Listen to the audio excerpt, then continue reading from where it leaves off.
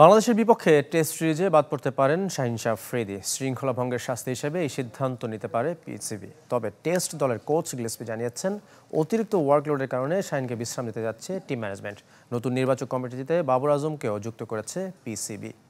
নগদের কাছে সব গ্রাহকই প্রিয়, তাই তো সারা দেশে ক্যাশ আউট চার্জ সবচেয়ে কম। ঘটনা শুরু হেডিংলিতে। টি-20 বিশ্বকাপের আগে 3 ম্যাচের সিরিজ খেলতে ইংল্যান্ড সফর করেছিল পাকিস্তান। অনুশীলনে ব্যাটিং কোচ মোহাম্মদ ইউসুফের সাথে বাদানুবাদে জড়ান পেসার শাহীন শাহ আফ্রিদি। সে সময় দলের ম্যানেজার ওয়াহাব রিয়াজের মধ্যস্থতায় পরিস্থিতি স্বাভাবিক হয়। পরবর্তীতে মোহাম্মদ ইউসুফের কাছে ক্ষমাও চান শাহীন শাহ আফ্রিদি। বিশ্বকাপে ব্যর্থতার রিপোর্টে উঠে এসেছে এই ঘটনা।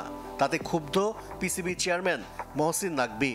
টিম ম্যানেজমেন্ট কেন শাস্তি দেননি তা জানতেও চেয়েছেন তিনি। শুধু তাই নয়, বাংলাদেশের বিপক্ষে টেস্ট সিরিজে দলে না রাখার গুঞ্জন পাকিস্তানি গণমাধ্যমে।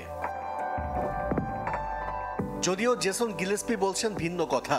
অতিরিক্ত ওয়ার্কলোডের কারণে এ বাঁহাতি পেসারকে না রাখার সম্ভাবনার কথা বলেছেন।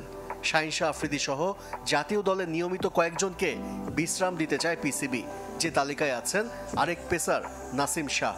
বরং ঘরোয়া ক্রিকেটের পারফর্মারদের সুযোগ দেবার পক্ষে নতুন চেয়ারম্যান। ইতোমধ্যে নতুন নির্বাচক কমিটি গঠন করেছে PCB. Mohammad Yousuf, Asad Shafiq, Gary Kirsten, Jason Gillespie ছাড়াও বাবর আজম ও শান মাসুদও দল নির্বাচনের ভূমিকা রাখবে, যাদের প্রথম অ্যাসাইনমেন্ট বাংলাদেশের বিপক্ষে টেস্ট সিরিজ।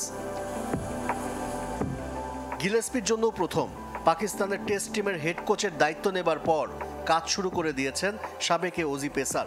পাকিস্তান এ দলের সাথে অস্ট্রেলিয়া সফরে যাচ্ছেন তিনি। সেখানে বাংলাদেশ এইচপির সাথে দুটি 4 দিনের ম্যাচ শেষে আবারও পাকিস্তানে ফিরবেন। 6 আগস্ট থেকে বাংলাদেশের বিপক্ষে টেস্ট সিরিজের প্রস্তুতি শুরু করবে men in green. Ashrik Rudra, channel 24।